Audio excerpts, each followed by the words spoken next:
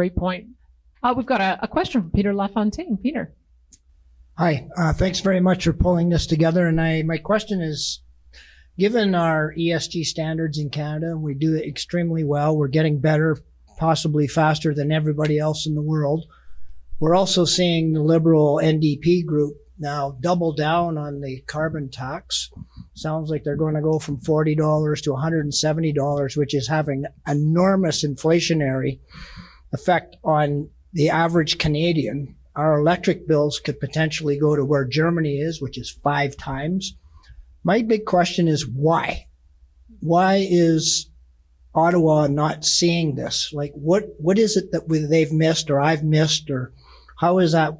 What's happening? And I guess, Dan, maybe you and Stephen, thank you very much for showing up. Thanks for that, Peter. And you set us up well to transition into our next segment on environmental issues and our path to net zero, how we're doing, can we get there? So let me put it to Dan, just wondering about what is the big driver? How can we be looking at these huge trends that Peter pointed out and still have the federal government not seeing it? What's going on ideologically? I think it's an excellent question. I don't think people have felt it, at least up until very recently.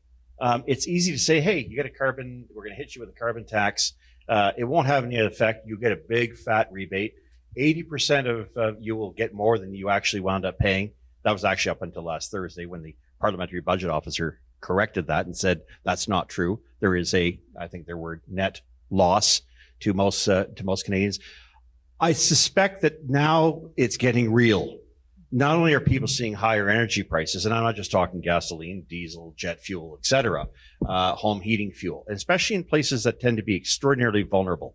The Maritimes. Tomorrow morning, I'll do a couple of interviews in Newfoundland to talk about why they're still paying over $2.25 for home heating fuel. This is a province that doesn't have natural gas. This is a province that would love to have more electricity, has to get the federal government to bail out the $5 billion for the Muskrat Falls.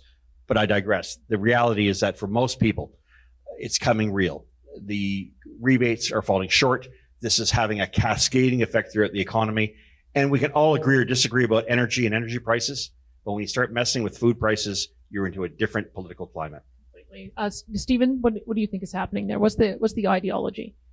It's really tough to say, but I'll tell you one thing: that like our First Nations weren't ever consulted in this whole space, this whole paradigm, and that's where I'm stuck. I'm stuck at that point that we're not at the table to talk about this. Under the treaties. I always go back to that, and I'll always raise that flag is, we gave up this much of the land. Underneath, we're saying is ours. So we should have had a say in what was going on. And now that these governments are imposing these new policies and restrictions, it's handcuffed us even to that point. And getting out of it, I don't know. I'm having a hard time seeing a way out of this for First Nations people, just because what government implements. This is how they operate. Bill 69 came here to Calgary, to First Nations, but they did not consult with any of the First Nations in Alberta. They brought in communities from different parts of Canada, from BC, from Ontario, everyone who agreed with that political agenda to have Bill C-69.